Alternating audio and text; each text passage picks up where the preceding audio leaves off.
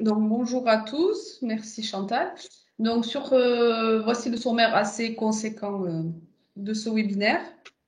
Il ne faut surtout pas hésiter à poser vos questions dans le chat. On essaiera d'y répondre au fil de l'eau. Et voilà, c'est des choses qui ne sont pas claires ou vous demandez plus de précision, on est là pour ça. Donc, la première partie, ça sera l'avant-salon. Ensuite, pendant le salon et évidemment après le salon. Donc, ça sera essayer d'avoir des clés sur ces trois volets. Donc, en introduction, on vous a mis pour rappel donc, les chiffres clés du secteur du salon. Donc, pourquoi le salon? Donc, c'est quand même le meilleur outil de promotion pour les entreprises, hein, avec 29%, publicité à 29%, avec une grosse barre d'Internet et visites de commerciaux, mais c'est quand même l'investissement le plus pertinent pour une entreprise qui cherche de nouveaux clients et fidéliser ses clients. Donc, maintenant, sur la partie avant salon.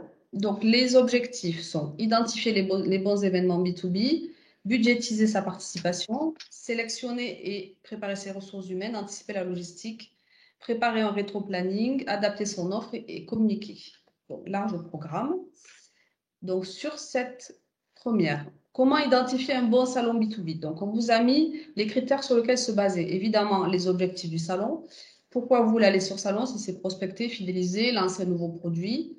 Quelle est l'envergure de ce salon? Est-ce que c'est un salon régional, national, international? Sur quel circuit il se cible? GD, RHD, e-commerce, export. Et quelle est la stratégie, le positionnement produit? Est-ce que c'est un salon bio, MDD, épicerie fine, etc. Si c'est un salon à l'international, surtout bien étudier son pays cible. Donc, un outil qu'on vous propose, c'est sur la base de Adobe Données Export, donc site internet qui nous appartient entièrement gratuit. Vous pouvez vérifier le potentiel du pays, l'accessibilité commerciale, les droits de douane et la réglementation, etc. Sans oublier les critères, attention, date, durée, lieu, évidemment, les tarifs du salon, l'antériorité. Est-ce que c'est un salon qui vient juste d'être lancé ou est-ce que c'est un salon qui est là depuis, c'est une 20e édition, ce qui permet de voir la qualité du salon.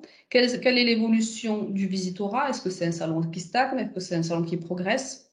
Est-ce qu'il y a beaucoup de retours presse? Est-ce que vous voyez dans toute la presse professionnelle ou sur les réseaux sociaux qu'on en parle? Et surtout, très important, le profil du visitorat. Bah, par exemple, si vous ciblez des acheteurs grande distribution et que sur ce salon, il n'y a que des acheteurs épicerie fine, c'est peut-être pas en cohérence avec vos attentes. Donc, évidemment, tous ces événements sont à mettre en corrélation avec vos ressources disponibles, que ce soit au niveau ressources humaines, combien vous avez de personnes que vous pouvez dédier sur ce salon. Est-ce que toutes les ressources financières, un salon professionnel du type Cial ou CIRA, c'est un événement très très cher, comparé à un showroom sur une demi-journée où on est à 150 euros l'événement. Donc il faut aussi voir votre capacité financière, votre capacité logistique, quelle est la somme de chalandise que vous pouvez livrer, est-ce que vous pouvez partir à l'international ou vous limitez au régional, national, et surtout quels sont les volumes que vous avez de disponibles en termes de production. Alors, à chaque fois, on vous a mis une petite astuce, donc une petite ampoule. Si vous voulez se renseigner sur tous les salons professionnels qui existent, il existe quelque chose à pas rater, c'est Google Alert. Donc, vous mettez des mots-clés et vous enregistrez les alertes. Et comme ça, vous serez en push, vous recevrez des mails sur tous les salons qui existent. Ça, c'est une fois que vous avez identifié votre salon. Donc, comment voulez-vous participer sur ce salon? Donc, est-ce que vous voulez partir en individuel ou en collectif? Donc, si vous partez en individuel, on vous a mis toutes les questions clés à se poser, évidemment. Quelle formule de stand? Avec angle ou sans angle, le coût est différent, mais l'impact visuel n'est pas le même. Quelle surface? Donc là aussi, c'est en fonction de votre budget, évidemment, mais de l'importance que vous accordez à cet événement. Est-ce que c'est le salon de l'année où vous voulez donner rendez-vous avec tous vos clients? Il faut que vous soyez visible. Ou c'est un petit salon que vous voulez tester ou une première édition? C'est vraiment en fonction de vos stratégies. Quel emplacement? Par exemple, comme le salon du Cial à Paris, il faut choisir si vous voulez être dans les régions ou dans le hall des produits. C'est toutes ces questions à se poser. Quel aménagement? Il faut faire des stands le plus simple possible et le plus lisible possible. Donc là, sur ce schéma, donc on vous a mis l'aménagement idéal, voilà, dans le meilleur des mondes. Donc avec le petit 1, donc une zone de présentation pour être bien visible et bien présenter vos produits. une zone de réception pour accueillir le visitorat, un espace logistique, si possible, de réserve pour stocker, et évidemment un espace affaires pour recevoir vos clients et vos prospects. Donc ça, c'était pour un stand individuel. Mais vous pouvez, si vous partez tout seul, vous pouvez évidemment avoir un stand individuel dans un collectif. Donc l'avantage du collectif, avec Adoc ou un autre partenaire, c'est qu'on vous propose des formules clés en main, des emplacements privilégiés, on vous facilite la logistique, on vous propose des services plus, animation, séminaires, rendez-vous B2B, etc. Des réserves hors du stand qui vous permettent plus d'espace pour exposer vos produits, un espace à faire pour amener vos clients sur un espace hors stand et évidemment une super structure pour être visible de plus loin. Donc l'impact et la visibilité, elle est énorme. Du coup, le visitorat est plus important. Ça vous permet également de mutualiser vos moyens et également une synergie entre exposants. C'est vraiment un volet à ne pas négliger. Donc là, on vous a mis des exemples de stand bunker pour nous et stand illisible. Vous voyez sur la partie de droite, on ne comprend pas vraiment ce que fait l'entreprise. C'est écrit tout petit, on ne sait pas s'ils vendent des produits, des services. C'est assez flou. Et sur le stand bunker, ben, ça ne donne pas trop envie d'y aller. Donc là, par contre, on vous a mis un stand épuré, lisible, ouvert, accueillant. C'est très simple, mais c'est juste pour vous montrer que le plus important, c'est de voir la marque, les produits et que le message soit lisible tout de suite. Pas de questions. Je continue? Pas de questions. Sur la partie budgétiser sa participation. Donc, il faut que vous déterminiez votre budget. Donc, on vous a mis les postes les plus importants à ne pas oublier.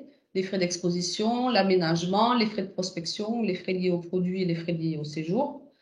Il ne faut pas oublier que sur cette partie aménagement, les plus d'une participation en collectif, c'est que vous n'avez pas à vous occuper de tous ces commandes techniques que sont l'éclairage, les frais de nettoyage, le branchement de l'eau, etc. Donc, ça vous permet un gain de temps et dans le tarif, tout est compris. Voilà. Donc, c'est l'avantage de collectif d'Adoc et de ses partenaires. Pour la partie budget, surtout à ne pas négliger, ce sont toutes les aides qui existent au niveau régional et national. Alors, on vous a mis les 3 sites. Le premier site, Hub Entreprendre, qui reprend en fait toutes les aides qui existent de la région, mais également de ses partenaires, que ce soit CCI, BPRI, etc. Tout est rassemblé et vous avez toutes les aides au niveau régional, national, international, qui sont octroyées par la région. Donc, il ne faut surtout pas hésiter à aller sur ce site pour vous renseigner.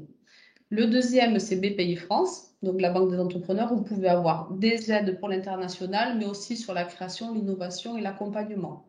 Et dernier point, c'est le site de Business France avec le chèque Relance Export en ce moment. Donc, vous avez un accompagnement financier pour vos salons à l'international. Surtout, n'hésitez pas à nous appeler ou nous contacter si vous voulez plus d'informations sur ces aides financières. Donc, une fois que vous avez déterminé votre salon, vous avez fait votre budget, il faut déterminer votre équipe RH qui correspond à votre cible. Donc, il faut vous assurer que l'équipe RH est assez conséquente en fonction de la taille de votre stand, évidemment. Et si, par exemple, vous allez à l'international, il faut que, par exemple, votre équipe RH puisse parler au moins une langue étrangère. Petite astuce, si personne ne parle une langue étrangère, pensez à prendre un interprète.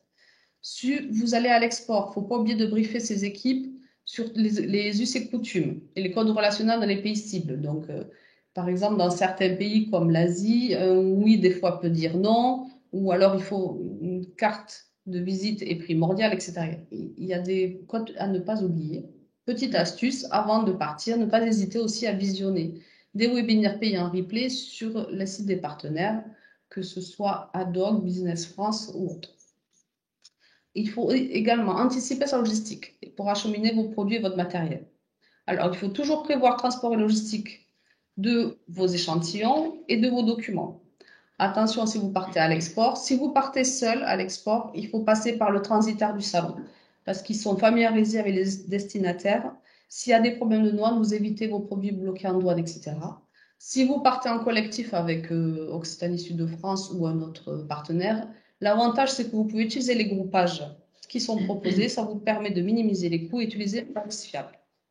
Attention, toujours prévoir, surtout pour l'export, le transport, la logistique, les formalités douanières, bien vérifier la réglementation en vigueur et l'étiquetage des produits, même pour les échantillons, Et évidemment, n'oubliez pas votre trousse à outils, ciseaux, scotch, matériel d'accrochage, tournevis. Quand on est sur un salon, on en a toujours besoin. On vous propose, à partir de tous ces éléments-là, de préparer un rétro-planning. Donc, une fois que vous avez identifié votre événement, vous pouvez vous préparer. Alors, là, c'est un rétro-planning en fonction des événements. Donc là, on est à J-9. C'est sur un événement comme un gros salon international, le CIAL, le CIRA ou l'ANGA. Sur les petits événements, évidemment, comme un showroom, le rétro-planning est plus court et il faut le faire à 2-3 mois. Donc, il faut réduire les distances. C'est juste un exemple que vous adapterez en fonction de votre événement. Donc, à J-9, confirmez votre inscription, votre participation. Désignez un chef de projet qui sera toujours le référent sur le salon. Sélectionnez votre produit. Donc, à J-6, vous commencez à travailler son plan de com, travailler son biche commercial, travailler sa BDD prospect, sa logistique, ses hôtels, ses billets d'avion, etc. Les inscriptions au catalogue du salon. À J-3, vérifier les échantillons, finaliser l'installation du stand, les outils commerciaux, etc. Évidemment, à partir du moment où vous avez confirmé votre participation, il faut commencer à communiquer sur votre présence à ce salon, prospecter des prospects, inviter vos clients et constituer votre planning de rendez-vous. Ça, c'est du premier jour jusqu'au dernier jour. Et là, je vais laisser la parole à mon collègue. Donc, une fois que vous avez réalisé votre rétro-planning et que vous êtes donc, il vous reste un point essentiel, c'est d'adapter vraiment votre offre produit, vos gammes de produits au salon et à la cible du salon sur lequel vous allez vous rendre. Donc, pour cela, il faut d'abord sélectionner vraiment les produits que vous allez mettre en avant, la gamme de produits. Il faut également sélectionner ou créer tous ces outils commerciaux, puisqu'il va falloir les adapter, bien entendu. On ne va pas sur un salon GMS avec ces outils RHD, par exemple, à la fois parce que le packaging n'y correspondra pas, le conditionnement n'y correspondra pas, et certainement que l'argumentaire acheteur n'y correspondra pas non plus. Donc pour cela, ça veut dire qu'il faut faire vraiment des plaquettes dédiées au circuit, au salon, donc des plaquettes entreprises. On ne va pas parler de la même manière de son entreprise, de ses valeurs, de son évolution, selon si on s'adresse à une typologie de clientèle ou une autre. Et idem sur les produits, on ne mettra pas en avant les mêmes spécificités du produit, les mêmes caractéristiques techniques, les mêmes arguments. Il va vraiment falloir adapter tout son contenu à la cible, aux motivations des acheteurs et à la langue également, bien entendu, du pays. Si on n'en dispose pas, on est créé. On ne désigne pas là-dessus. Oui, Madame Ledoux, bonjour. Avec des supports ou des produits adaptés. Oui, je suis en visio, alors on fait vite.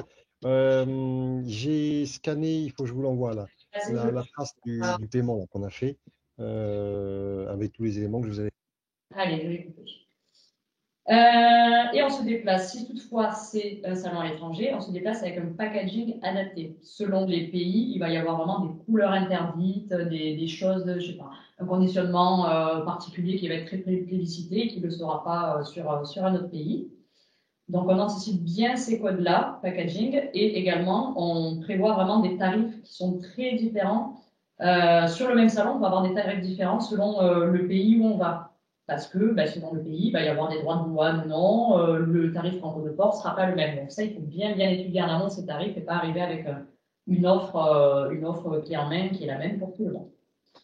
Alors, petite illustration sur la droite de l'écran avec Coca-Cola. Donc là, on a 3 packagings différents pour le même produit. Donc, une canette, une bouteille avec un bouchon dévissable et la fameuse bouteille en verre de chez Coca-Cola. Est-ce qu'il y a quelqu'un qui voudrait bien prendre la parole et dire lequel de ces produits est adapté à quel circuit? Les 3 circuits, c'est donc grande distribution, RHD et snacking. Si vous pouviez éviter que je me prenne un vent, ça serait sympa.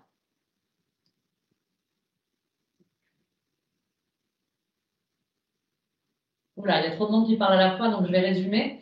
La bouteille en verre, ça sera donc pour la RHD, donc café, hôtel, restaurant. Ensuite, la bouteille avec le bouchon dévissable, ça sera vraiment pour un positionnement snacking. On l'emporte, on la referme, on l'ouvre. Et la canette classique, ça sera pour la grande distribution. Merci pour votre participation. Ensuite, au niveau de la communication, donc une fois qu'on a choisi en amont tous les produits qu'on allait proposer, etc., il faut qu'on communique, il faut qu'on donne rendez-vous à l'événement. parce que les organisateurs, eux, ils vont communiquer pour faire venir un certain nombre de personnes, de visiteurs sur le salon, mais une fois que tous ces visiteurs sont sur le salon, il faut que maintenant ils arrivent jusqu'à notre stand. Donc pour ça, il y a plusieurs éléments qui sont de ce type. Donc le premier, c'est d'inviter tout simplement ses prospects, mais aussi ses clients habituels, et donc les inviter par courrier, par email, et puis vraiment déterminer lesquels sont incontournables, lesquels on veut voir. Et eux, il ne faut pas hésiter à les relancer, les appeler, et idéalement même positionner des rendez-vous sur le salon, préparer bien entendu ces rendez-vous, et puis les relancer quelques jours avant pour être sûr que tout le monde soit bien là. Ensuite, il faut signaler sa présence à l'événement. Donc, ça passe par toute une multitude de choses. Ça peut être un mailing, tout simplement. Ça peut être la signature de mail. Vous savez que vous allez aller à Medfel du 27 au 28 avril. Dès aujourd'hui, vous le mettez dans votre signature. Comme ça, à chaque fois que vous communiquez avec un de vos acheteurs ou prospects, il voit que vous allez être présent. Idem, vous pouvez mettre des bannières sur votre site web ou aller acheter des espaces publicitaires sur d'autres sites, notamment le site de l'organisateur du salon. Vous pouvez communiquer également sur les réseaux sociaux, faire de la pub dans les médias si vous avez vraiment un budget relativement conséquent, bien s'inscrire au catalogue du salon, rédiger un communiqué de presse. Et le dernier petit levier, c'est de signaler votre participation sur Foodhub. Il y a un onglet qui est dédié à ça. Et du coup, nos acheteurs dans nos bases de données reçoivent l'information comme quoi vous serez présent à tel ou tel salon. Et ensuite, un des derniers leviers, c'est de surfer sur la visibilité de l'événement, tout en étant à distance. Par exemple, partager du contenu sur les réseaux sociaux, sur LinkedIn. Admettons, l'organisateur du salon vient d'atteindre les 300, 500 exposants, peu importe, et donc il s'en félicite, il le met en avant. Vous, ne pas hésiter à les commenter, dire félicitations, bravo, à TDF, des pures banalités, mais qui vont faire que les gens vont vous voir sur les réseaux, les acheteurs vont vous voir, et puis peut-être que par curiosité, ils vont cliquer sur votre fiche, ils vont voir que vous faites tel produit, que ça les intéresse, et ils vont s'annoter de venir vous voir sur le salon tel jour. Voilà, il faut vraiment se dire que de plus en plus, les visiteurs, ils préparent toute leur visite, l'essentiel de leur visite en amont. Avant de venir sur le salon, ils préparent, ils cochent, lui je veux le voir, lui je veux pas le voir. Les salons sont tellement grands qu'ils font pas juste on se balade dans les allées et puis on s'arrête et peut dire au petit bonheur la chance si ça nous plaît. Ils préparent, donc autant l'anticiper et communiquer bien en amont. Un exemple de fichier pour gérer ces invitations. Donc, c'est bête et méchant, un tableur Excel avec les noms de l'enseigne. Est-ce que c'est un client? Est-ce que c'est un prospect? Est-ce qu'on lui a envoyé un courrier? Oui, non. Un email? Oui, non. Est-ce qu'il a décidé qu'il allait venir ou pas? Quel est le contact, etc. Et en fonction, s'il y en a 4, 5 qui sont vraiment prioritaires sur ce fichier, on se donne les moyens vraiment de les faire venir, quitte à leur à trouver des petites solutions pour faciliter leur venue ou autre, et puis positionner des rendez-vous. Ensuite, la communication qui aura lieu sur le salon, sur ton stand. Donc là, idéalement, il faut arriver à créer un événement dans l'événement et bien entendu le faire savoir. Un des points qui serait vraiment, vraiment idéal, mais bon, ça ne peut pas coller à chaque fois, mais s'il y a la possibilité de le faire, il faut vraiment en profiter, c'est donc de synchroniser son plan marketing avec l'événement. C'est-à-dire que si demain, vous savez que vous allez sortir un nouveau produit au mois de mai, admettons, et que vous avez un salon qui est prévu au mois de juin, un salon important sur lequel vous capitalisez beaucoup, ça vaut le coup de se dire, non, le produit, je ne vais pas le sortir en mai, finalement, je vais le sortir en juin pour vraiment avoir l'exclus sur le salon. Je vais faire venir les gens sur mon stand avec ça. Je vais communiquer, je vais dire, voilà, j'ai tel produit qui va sortir à telle date, venez le voir sur le salon, vous allez faire un peu de teasing, etc. Et ça, c'est vraiment la communication idéale, parce que vous faites parler de vous en amont du salon et sur le salon. Ensuite, il faut trouver des leviers pour se distinguer de la concurrence. Donc là, il y a des outils qui sont vraiment très, très traditionnels, qu'on pourrait croire même presque ringards, désuets, mais qui ne le sont pas forcément. Vous pouvez par exemple prendre une jolie mascotte, comme ce joli lapin Nesquik. Après, il faut l'utiliser à bon escient. Il ne faut pas non plus que la mascotte soit lourdingue, fasse des selfies et se colle un peu trop aux gens. Il faut vraiment l'utiliser à bon escient en distribuant des flyers, proposant une dégustation, des choses comme ça. Ensuite, vous pouvez organiser par exemple un after-work, vous pouvez participer sur le salon à une conférence, à un challenge et innovation, vous pouvez organiser un petit jeu concours, une loterie, faire gagner des cadeaux, tout ce qui peut créer du trafic sur votre stand. Idem, vous pouvez, au niveau des produits, alors bon, là on est dans l'agroalimentaire, donc on ne peut pas tellement parler de démonstration, mais si c'est un produit qui se cuisine, n'hésitez pas vraiment à faire venir une cuisine sur le salon et puis le cuisiner sur place, faire une démonstration, un show culinaire, Proposez toujours un buffet avec des boissons, comme ça les gens ils ont plaisir à s'arrêter sur votre stand. Et également, n'hésitez pas à distribuer des goodies. Faites des petits sacs, des petites tote bags à votre effigie, des stylos, des choses qui coûtent pas énormément, mais dont les gens se souviennent derrière et ils sont toujours très contents de repartir avec leur petit sac et leur brochure. Ensuite, une fois qu'on a préparé tout ça, en termes de communication, il faut maintenant préparer ces supports sur place, avoir des choses vraiment très adaptées pour se présenter et pour gérer ses contacts. Donc, se présenter, vraiment les éléments de base qu'il ne faut surtout pas oublier. On n'arrive pas à un salon sans ses cartes de visite, sans ses brochures entreprises et ses fiches produits qu'on a adaptées bien en amont, sans des goodies à distribuer et surtout sans des échantillons. Les gens, ils vont voir, les visiteurs, ils vont voir un certain nombre de stands, ils vont pas forcément se souvenir. S'ils ont le produit sur eux, dans leur sac, qu'ils vont se poser sur leur bureau, qu'ils vont manger à la maison, ils vont s'en souvenir beaucoup plus facilement. Ces supports, ils peuvent être matériels, mais ils peuvent aussi être dématérialisés. Il y en a de plus en plus qui vont vous dire, oui, envoyez-moi ça en PDF. Donc, il faut vraiment anticiper pour pouvoir l'envoyer immédiatement, avoir un site internet qui soit toujours à jour au moment des salons, puisque si vous venez de sortir votre nouveauté, dès qu'on va sur votre site, elle n'apparaît pas, ça n'a plus de sens. Et après, il y a des petits éléments, éléments qui permettent d'optimiser, on va dire.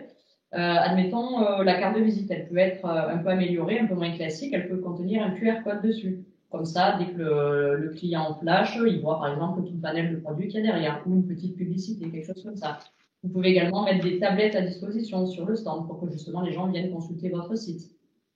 Et si toutefois vous êtes à l'international, bien entendu, ces différents supports, vous les adaptez à différentes langues et aux pays cibles. Si vous êtes en Chine, vous allez faire une version anglaise et une version chinoise, en plus de la version française, qui vous servira, je pense, pas à grand-chose. Et ensuite, une fois qu'on a tous les éléments pour se présenter, il faut avoir vraiment un support efficace pour venir gérer ses contacts. Alors, c'est un support tout simple. On va vous en montrer un. On vous en a préparé un. Et on vous le remettra sur l'ensemble des salons à venir. C'est un petit formulaire qui permet d'identifier rapidement les contacts, de savoir s'ils vont être prioritaires, s'ils vont être chauds, s'ils vont être froids. Et donc, ils se représentent comme tels. Je peux mettre le carnet. C'est la petite astuce. Oui, je vous la dirai après du coup. D'accord. Voilà. Donc, c'est un carnet où vous avez donc un petit encart avec vraiment la date, le lieu de l'événement, la société, l'adresse du contact, etc. Une fiche de notes et derrière les suites à donner. Donc, il ne faut pas se contenter, bien entendu, de juste remplir c'est la société Intel à tel endroit et puis pouf, plus rien. Non, il faut vraiment cocher est-ce qu'il est prioritaire, non prioritaire. C'est ce que vous avez en dessous là, A, B, prioritaire, non prioritaire. Et prendre des notes. Parce qu'une fois que vous allez être, quand le salon sera terminé, ces gens-là, il va falloir que vous les recontactiez. Et il va falloir se souvenir d'eux. Là aussi, vous allez peut-être avoir 100, 200, 300 contacts. Et pour se souvenir de qu'est-ce qu'ils attendent, quels sont leurs besoins, il faut faire quelques annotations pour vraiment pouvoir leur proposer derrière une offre ciblée et argumentée. Et donc, un petit outil qui peut vous permettre de gagner du temps, alors c'est proposé sur la plupart des gros salons. Ça a un coût, mais ce coût, il peut vite être optimisé. Ça vaut environ 250 €. C'est un petit scan qui permet de scanner tous les badges des visiteurs ou leurs cartes de visite. Et en fait, ça collecte toute l'information, nom, prénom, société, tout ça, et ça vous met tout directement dans une base de données. Ce qui fait que vous avez déjà, vous sortez du salon, vous avez votre fichier Excel, il est prêt à être exploité. Vous n'avez pas de saisie derrière qui peut être relativement longue. Voilà, donc ça, c'est un outil qu'on néglige souvent parce qu'il a un coût, mais il peut être très, très utile. On enchaîne. Oui. Il y a des questions peut-être sur la partie 1 des commentaires. N'hésitez pas dans le chat, on vous y répondra. Dans le chat, pour le moment, il n'y a rien. Il y a Emmanuel qui demandait s'il pouvait décerner des Oscars, mais ça, on y viendra. S'il arrive à choisir, déjà, ça sera pas mal. Donc, on arrive sur la deuxième partie qui est donc optimiser sa présence pendant le salon. Donc là, les préparations, c'est terminé, les deux sont jetés, on est sur place. Donc là, on va avoir plusieurs objectifs. Le premier, c'est d'attirer le prospect. Une fois qu'il est arrivé sur notre stand, il va falloir adopter la bonne démarche commerciale. Ensuite, il ne faudra pas oublier de bien entretenir son réseau et fidéliser ses clients. Parce qu'on a tendance à penser qu'un salon, c'est pour prospecter. Mais fidéliser ses clients actuels, ça peut être vraiment très, très, très utile. Notamment, on peut s'en servir d'ambassadeur également.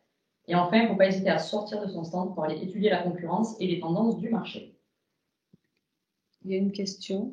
Quel est le scan? Car l'idée est bonne même en dehors des salons. En fait, c'est l'organisateur du salon qui va proposer son propre outil. Et il y a Emmanuel qui répond que les scans sont de plus en plus remplacés par des applications. Oui, voilà. Maintenant, il y a des applis sur le téléphone. Le salon va sortir son appli, Scan Medfel. Et puis effectivement, vous allez pouvoir prendre votre smartphone, scanner le badge du visiteur, et puis pouf, vous allez avoir toutes les infos qui vont venir se collecter dans une base de données. Merci Xavier. Alors, premier point, attirer le prospect. Donc, le point premier que Julie a déjà expliqué, c'est donc avoir un stand attractif et une communication claire. C'est parce que votre stand, il va y avoir écrit que vous faites du pastis gascon, que vous êtes Délices d'Aliénor, et que l'acheteur cherche du pastis gascon qui va immédiatement venir sur votre stand. S'il y a des images de partout qu'on ne repère ni la marque ni le produit, il va zapper, hein, il va aller au stand à côté. Ensuite, il faut vraiment adopter la bonne attitude. Ça passe par plusieurs points. Donc déjà, le premier, c'est la ponctualité. On arrive toujours avant l'ouverture et surtout, on finit son montage avant l'ouverture. Ça paraît absolument évident, mais X fois sur les showrooms, un showroom qui ouvre ses portes à 10 h du matin, on a des exposants qui arrivent encore à 9 h 30 avec leur petit chariot, qui installent leurs produits très, très, très rapidement. Et puis, les acheteurs arrivent, les visiteurs, et puis ils sont pas prêts. Il y a des cartons qui traînent, c'est sale. Ils ont un croissant dans la bouche, un café dans l'autre main. C'est pas terrible commercialement. C'est vraiment pas terrible.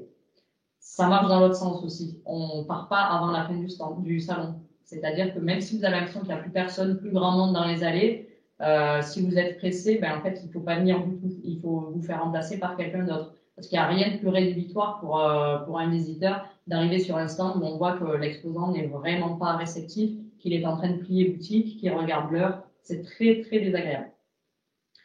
Ensuite, tous les matins, donc là on parle salons internationaux, hein, parce que sinon si c'est sur un showroom, ben, ça on le fait une seule fois. Tous les matins, on briefe son équipe sur les objectifs du jour. Les objectifs vont être différents un jour, vont être différents le lendemain. Si le premier jour on a vraiment récolté beaucoup de premiers contacts, et bien là on va essayer d'aller un peu plus loin, de positionner des rendez-vous, des choses comme ça. Ensuite, il va falloir avoir un dress code qui est adapté. Parfois c'est surfait. Ça peut être vraiment un peu too much et avoir un côté vraiment relativement coincé.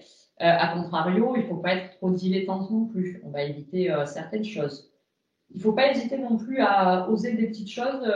Par exemple, avoir un dress code d'entreprise. Vous pouvez très bien faire des petits polos relativement habillés, des chemises, peu importe, avec votre logo de votre entreprise. Comme ça, toute votre force de vente est identifiée. Et puis, on voit directement qui fait partie du stand, etc. Parce que des fois, s'il y a beaucoup de monde sur un stand, c'est pas non plus évident de repérer qui est un acteur du stand ou qui est un visiteur lambda.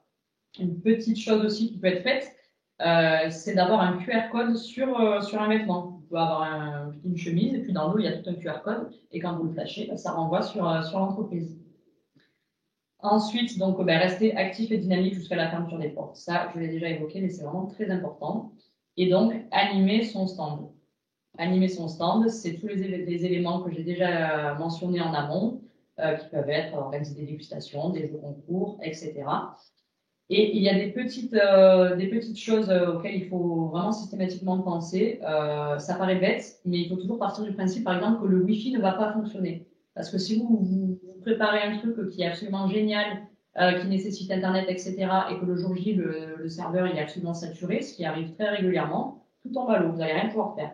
Donc, anticipez, soit avec un partage de connexion, soit vous prenez un abonnement pour le salon, etc., etc.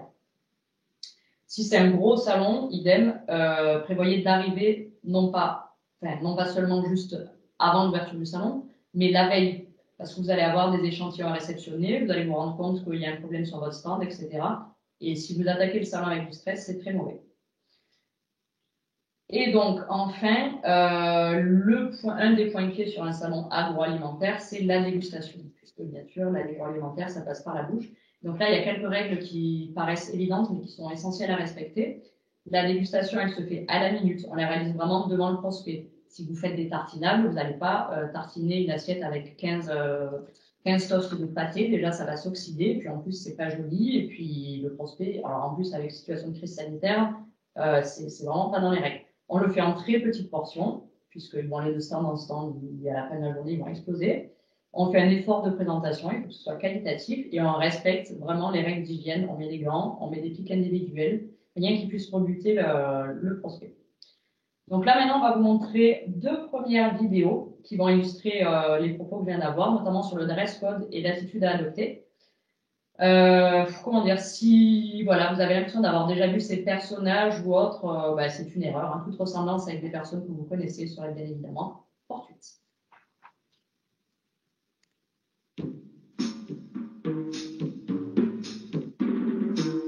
Exemple de dress code sur les salons.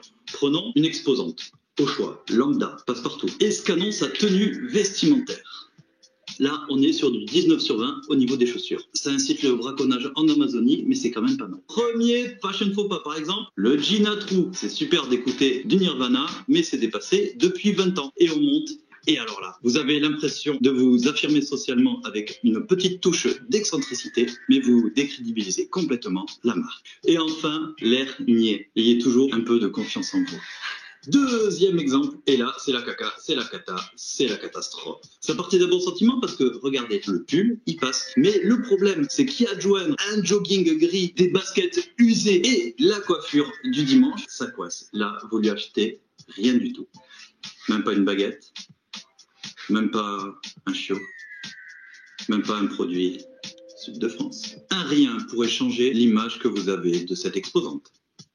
Et voici maintenant l'exemple à suivre avec nos 2 superbes exposants. Comme vous voyez, de l'élégance, de la distinction, du raffinement, soit une robe, soit en tailleur, pour les hommes éventuellement un costume. Et comme vous le savez, la vérité est ailleurs.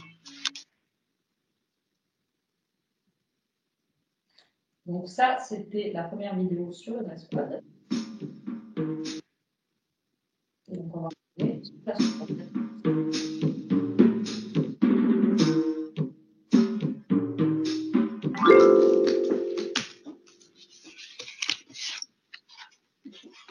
Excusez-moi. Oui, un instant.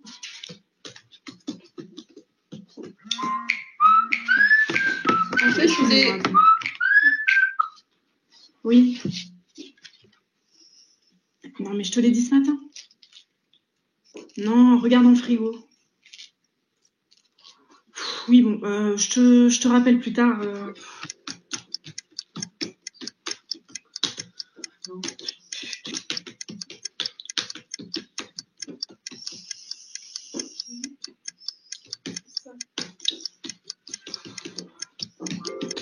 Et voilà.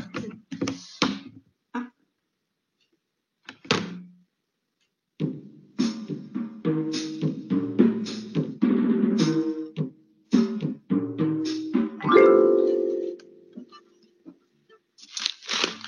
C'est génial, c'est exactement ce que je cherchais.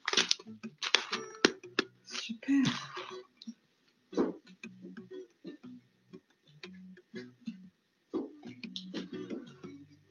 Il n'y a personne ou quoi là? Est-ce qu'il y a quelqu'un?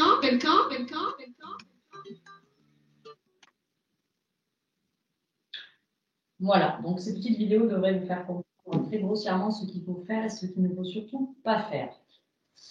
Alors maintenant, une fois qu'on a attiré le prospect sur notre stand, il s'agit désormais de l'accueillir. Donc il y a une phrase très simple qui résume vraiment l'essentiel. Vous n'aurez jamais 2 fois l'occasion de faire une bonne première impression. C'est-à-dire que tout ce qui va se passer dans les 20 premières secondes, les 20 premiers gestes, les 20 premiers mots et les 20 cm du visage, c'est vraiment la première impression que vous allez renvoyer à votre prospect. Si vous avez raté ces 20 premiers, c'est terminé, il n'y aura pas de suite. Donc les 20 premières secondes, c'est vraiment le moment où il faut arriver à créer un climat de confiance et être à l'écoute de son client. Ensuite, il y a les 20 premiers gestes. Donc là, c'est vraiment aller vers le client, le prospect en l'occurrence, et avoir une attitude et une démarche qui soit assurée, qui soit engagée, qui donne envie, quelque chose d'ouvert. Ensuite, il y a les 20 premiers mots. Donc là, il faut se présenter, mais vraiment très rapidement et surtout engager la relation client. Pour cela, on utilise des questions ouvertes et pas des questions fermées. Sinon, le risque, c'est que la personne vous réponde non, tout simplement.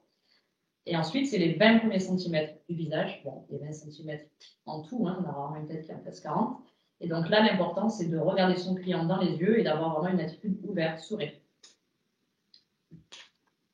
Une fois qu'on a accueilli le client, il faut adopter la bonne démarche commerciale auprès des prospects. Donc, si on a cette chance, d'avoir une foule de personnes qui arrivent sur notre stand, il faut vraiment arriver à déterminer lesquels sont prioritaires et lesquels sont moins prioritaires, afin vraiment de ne jamais, jamais, jamais rater le prospect qui était chaud, le prospect prioritaire, celui qu'on voulait voir. On peut faire l'erreur de vouloir voir tout le monde, et puis finalement, on peut pas voir tout le monde, et à passer trop de temps avec un qui n'était pas prioritaire, le prioritaire, il va nous passer dessous. Donc là, ce qu'il faut faire pour éviter cela, c'est donc bien se répartir les rôles de chacun sur un stand, quelqu'un à l'accueil qui va orienter vers tel commercial, tel commercial. On va au contact d'absolument toutes les personnes qui s'approchent ou qui regardent le stand, et on fait une découverte flash, une découverte qui est relativement rapide. On va vous la présenter après très rapidement. Et vous notez bien sur votre fiche contact, grâce à votre super petit carnet de contact qu'on va vous fournir, mais vous en avez peut-être déjà un.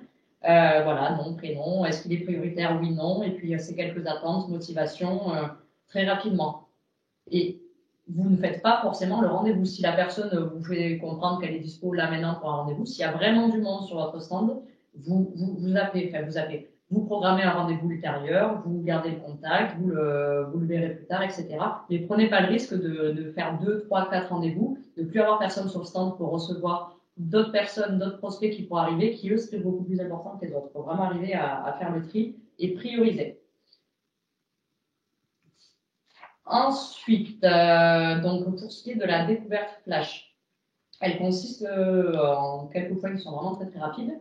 Une bonne découverte flash, elle se fait en 3 minutes à peine, hein, ça suffit.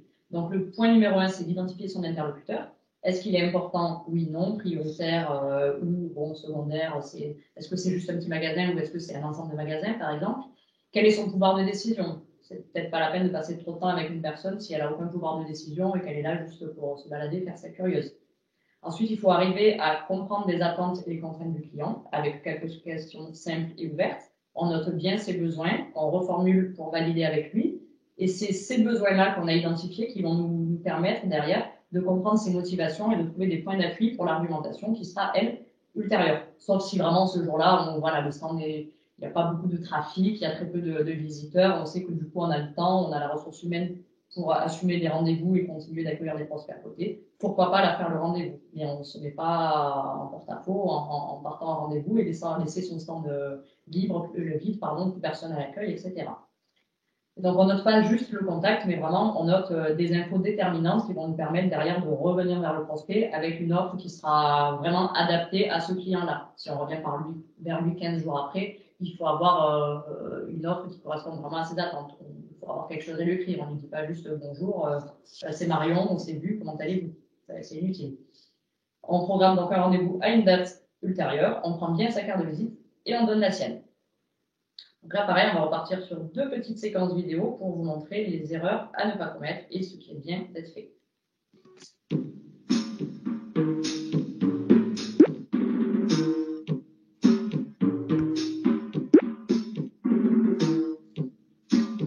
Bonjour, je peux vous renseigner? Non. Vous voulez le goûter un petit gâteau? Bah non. Vous voulez une petite plaquette Sud de France? Je vous ai dit non.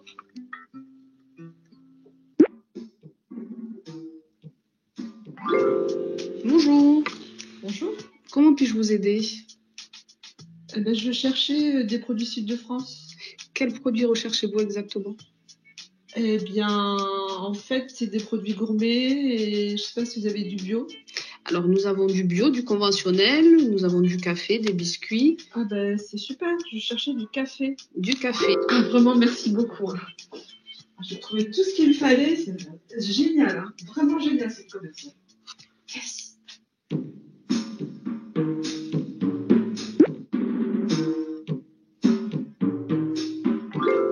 Bonjour madame.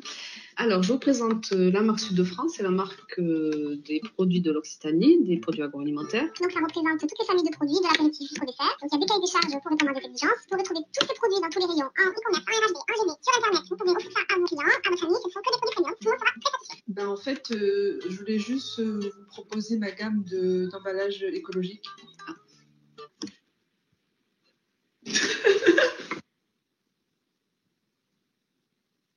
Et donc une seconde vidéo sur l'attitude à...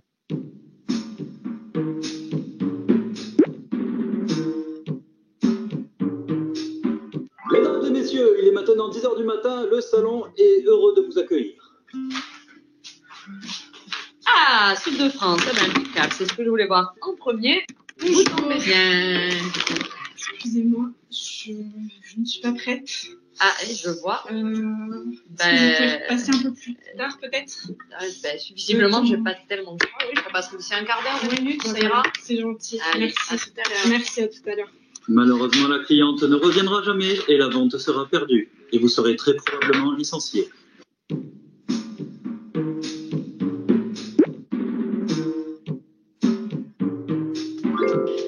Ça vous convient? On fait comme ça? C'est bon pour moi, c'est bon pour moi. Au niveau de la date de la première livraison, vous pouvez faire ça pour quand? Ouais. Écoutez, il faut que je me renseigne auprès de la logistique. Là, je vous avoue que j'ai un peu de route. Je vais devoir écouter notre entretien. D'accord, mais en termes de quantité, vous savez au moins si vous pouvez me livrer une palette, 2 palettes, parce qu'à la rigueur, je ne suis pas un jour près non plus. Mais, Oui. Ben, ce qu'on va faire, c'est que je vous envoie un mail demain, et puis je vous reprécise tout ça. D'accord, c'est-à-dire que là, tout ce qu'on vient de faire, ça va bien. Si, j'ai tout pris en note, donc je note tout ça demain dans un mail. Parce que là, je suis désolée, je vais vraiment y aller. D'accord, ok. Bon, il y avait plus qu'à signer, mais bon. Bon, pas grave, c'est pas grave. Demain, sans faute. Ok, demain. Merci beaucoup. Merci. Eh ben, merci à vous. Hein. Je ne vous dérange pas plus longtemps. Oui, merci. Bonne fin de salon. Merci bien. Au revoir. La cliente échaudée ne donnera pas suite au contrat. La vente sera perdue et la commerciale licenciée.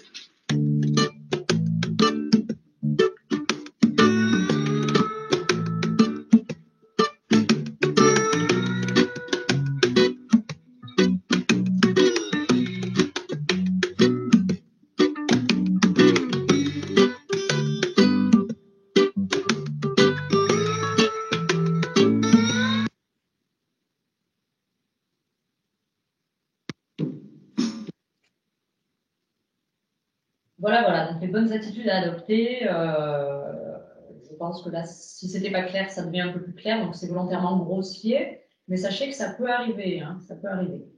Ensuite, on vous a mis quelques questions types pour faire une découverte tâche et à l'essentiel. Donc, c'est des questions ouvertes. On va pas, c'est vraiment pour mémoire, ça, donc on va pas les lister. Par contre, n'hésitez pas ensuite à les re-regarder et puis vous faire des idées de questions types à poser. D'ailleurs, j'en profite pour vous dire que ce type de questions, de découvertes, etc., ça va faire l'objet d'un prochain atelier dont on a envoyé les éléments ce matin par email, un atelier de négociation commerciale qui aura lieu les 10 et 11 février. Et je reprends la parole à ma collègue Julie.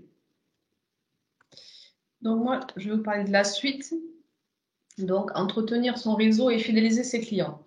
Évidemment, quand on est sur un événement, hein, il faut en profiter pour entretenir son réseau. Alors, plusieurs biais. Profiter du déplacement pour rencontrer ses clients actuels. Donc, évidemment, vous pouvez les rencontrer soit sur le salon, leur donner rendez-vous à l'extérieur, en amont, le soir, dîner avec eux, etc. S'en servir de prescripteur pour valoriser votre présence. Donc, fidéliser ses clients en faisant des petits cadeaux, une petite réception, un rendez-vous, leur faire découvrir les nouveautés, etc. Et communiquer sur les réseaux sociaux, que ce soit pour annoncer votre présence pendant le salon, pour envoyer votre photo de votre stand, numéro de stand, etc. Et après le salon, avec une photo d'animation, une photo de l'équipe qui souhaite le bienvenu, etc. C'est toujours très apprécié et ça permet de faire du buzz.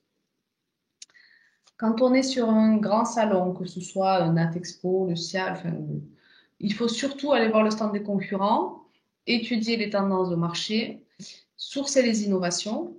Donc, participer aux conférences si on a le temps, si on a une équipe assez disponible pour se mettre à jour sur les nouvelles tendances, sur la nouvelle réglementation, les nouvelles actualités, etc. En profiter pour aller voir la presse, pour se présenter avec son communiqué de presse ou son dossier de presse. Et participer au concours d'innovation, ça vous permet de se montrer, de faire parler de soi, même si vous ne gagnez pas. Rien que le fait de participer, vous allez être listé dans les communiqués de presse et surtout les articles sur le salon. Si vous partez à l'étranger sur un salon, en profitez évidemment. si on peut, pour prendre le temps d'aller faire un store check dans les circuits cibles de distribution. Par exemple, quand vous allez en Chine ou aux États-Unis, c'est l'occasion pour aller visiter une épicerie fine, un supermarché. Ça vous permet de voir comment ces points de vente sont aménagés, quelle offre est disponible et à quel prix. Et pour après faire vos rendez-vous B2B, c'est très important d'avoir toutes ces données. Ça, c'était la fin de la partie pendant le salon. Sauf que là, après, tout n'est pas terminé. Je dirais même que c'est le travail qui commence. C'est l'après-salon. Donc, avec 3 étapes fondamentales, 15 jours, 3 mois et dans l'année, pour pouvoir transformer et piloter l'événement. Donc, une fois que l'événement est terminé, le salon est terminé, on se dit, bon, mais ça y est, je peux enfin souffler. Pas du tout, c'est là que le plus gros commence. Donc, les chiffres que l'on a, c'est que un quart des ventes sont réalisées pendant l'événement, vente ou faire rendez-vous, etc. Et les 3 quarts, c'est suite au travail des commerciaux après le salon. C'est toute la relance qui se fait après le salon. Donc, c'est vraiment une partie à ne pas négliger. 2 timings. Premier 15 jours, les débriefs à chaud avec les équipes. Ça permet de voir les points positifs, les points négatifs, les pistes d'amélioration, comment répondre aux clients et aux demandes des clients. Évidemment, communiquer sur les réseaux sociaux, sur votre présence, ce que vous avez fait, faire un bilan, dire merci à tous les gens qui sont venus, faire un bilan sur le salon, ordonner et prioriser les contacts en fonction d'évaluation. Donc, voir ceux qu'il faut qu'on recontacte en priorité, plus. Faire un courrier de remerciement à tous vos prospects et lancement du suivi commercial. Et évidemment, prendre un contact avec un maximum de prospects prioritaires. Donc ça, c'est dans les 15 jours pour pas qu'on vous oublie. Parce qu'ils ont vu tellement de clients qu'il faut se rappeler à la mémoire. Évidemment, dans les 3 mois, il faut transformer un maximum de prospects en clients, avec toute la partie échantillon, tarif, proposition, rendez-vous, offre commerciale spécifique, etc. Prendre contact avec un maximum de prospects secondaires et surtout, ne pas se contenter d'une relance de mail. Parfois, si un client ou un prospect ne vous répond pas, c'est pas qu'il n'en a pas envie, c'est juste qu'il est débordé, parce qu'il a la tête dans le guidon, il y a d'autres priorités. Donc, une petite astuce, surtout, si la personne n'a pas répondu par mail, vous pouvez utiliser tous les autres outils, que ce sont WhatsApp, téléphoner, WeChat, LinkedIn, etc. Selon les pays, en tout cas. À l'export, selon les pays, des fois, ils répondent plus sur WhatsApp par message ou WeChat sur la Chine que mail sur leur boîte pro. Donc, c'est des outils surtout à ne pas négliger. Et donc ensuite, dans l'année, dans les 12 mois, mais voire même dans les 18 mois, une fois qu'on a pu vraiment faire le point sur les ventes qui ont été générées, certes sur le salon, mais qui ont été générées après le salon, grâce au salon, il y a plusieurs indicateurs de performance qu'on peut calculer. Donc, le premier, c'est le coût d'acquisition d'un contact. Donc là, l'idée, c'est de savoir précisément combien nous a coûté un contact sur ce salon-là. Donc ça, c'est un calcul très simple. On prend le coût de la participation au salon, dans lequel on inclut absolument tout, le stand, les frais de déplacement, d'hébergement, etc. Et on le divise par le nombre de contacts qualifiés qu'a eu l'entreprise. Et donc là, on va obtenir un certain montant et puis on va nous estimer s'il est intéressant ou si le coût d'acquisition était beaucoup trop élevé. Le cas échéant, il faudra soit réduire ses frais sur le prochain salon, soit avoir l'objectif de multiplier son nombre de contacts qualifiés pour avoir un ratio qui devient intéressant. Ensuite, il y a la rentabilité, le retour sur investissement général du salon. Donc là, on prend le montant total des ventes. C'est là que c'est difficile, c'est que parfois on a du mal à savoir si tel contrat il a vraiment été il a vraiment été déclenché sur le salon ou si le salon n'avait pas eu lieu, est-ce qu'on l'aurait quand même eu. Donc la difficulté c'est là, c'est d'arriver à imputer les bonnes ventes au salon. Et donc ça on le divise par le coût total de la participation au salon. Et donc là on obtient le ratio de rentabilité. Enfin, le dernier indicateur qui est intéressant, c'est l'efficacité des commerciaux. Alors, c'est pas forcément pour dire si le commercial il était bon ou s'il était mauvais. C'est aussi pour voir si on a mis trop de commerciaux sur le salon ou si on en a pas mis assez. Là, on prend le nombre de contacts qu'on a obtenus et on le divise par le nombre de vendeurs qu'on avait chaque jour sur le salon. Et donc là, on verra combien on a eu de contacts par vendeur. Et donc, à nous d'estimer si effectivement, il n'y en a pas eu assez. Le cas échéant, ça veut dire que soit les vendeurs n'ont pas été suffisamment bons, pas suffisamment contacts, soit il y avait peut-être trop de vendeurs sur le stand par rapport à la fréquentation du salon. À contrario, il peut aussi y avoir trop de contacts par vendeur et donc là se dire certainement qu'on n'a pas été bon, qu'on n'a pas optimisé, on a pu rater les prospects parce que finalement, on avait trop de contacts par vendeur. Donc, la fois prochaine, je ne vais pas être moins visible, c'est pas ça l'idée, mais au contraire, je vais augmenter mon nombre de vendeurs sur le stand pour ne pas rater de prospects importants. Donc ça, c'est vraiment les 3 indicateurs clés. Après, il y en a énormément d'autres que eux, on ne va pas détailler, mais c'est vraiment en fonction de vos objectifs. Si votre objectif principal, c'est d'introduire un nouveau produit, il y a différents outils pour voir si c'était performant ou non. Si votre objectif, c'est de générer des pistes de vente supplémentaires, si c'est juste d'avoir plus de prospects, si c'est avoir des ventes supplémentaires, si c'est uniquement faire de la notoriété, avoir des retombées de presse. Un autre objectif, ça peut être aussi de recruter des partenaires de distribution. C'est pas forcément pour faire de la vente directement, ça peut être pour recruter des partenaires. Donc là, il y a tout un panel d'indicateurs qu'on peut calculer au fur et à mesure afin de vraiment voir si on a pris les bonnes décisions pour ce salon et si on continue de le faire, pas le faire, de telle manière ou d'une autre. Donc maintenant, je vais laisser Chantal Passat conclure sur les éléments clés vraiment à retenir. Oui, bien, eh bien, voilà, en 1 heure de temps, un programme extrêmement dense pour préparer le salon. Donc, en conclusion, évidemment, un salon mal préparé, ça se passera toujours bien dans la mesure où les organisateurs du salon ont fait le nécessaire pour vous amener des visiteurs, mais ça sera quand même un succès minoré. Donc, je crois que c'est à intégrer. Un salon aussi mal suivi et piloté après un événement, ben, potentiellement, ça peut être des ventes en moins, hein, on l'a bien évoqué. Il faut aussi rappeler que la mesure de la performance d'un salon, c'est au minimum 12 mois et c'est sur plusieurs éditions. On ne peut pas considérer avec une seule participation à un salon qu'on a jugé de l'efficacité. Il y a évidemment une pérennité à installer. Elles ont pas mal insisté sur l'avant-salon, hein. Il y a une longue liste de choses à faire, mais c'est vrai que l'avant-salon et l'après-salon sont tout aussi importants que l'attitude durant le salon. Évidemment, ne pas se concentrer uniquement sur la prospection, même si c'est extrêmement important, mais faut pas oublier la fidélisation des clients. Et puis à se déplacer, il faut évidemment également être très open, être dans l'observation et puis donc aller voir un peu ce qui se passe ailleurs dans la concurrence, les tendances marché, les innovations et puis apporter de la visibilité.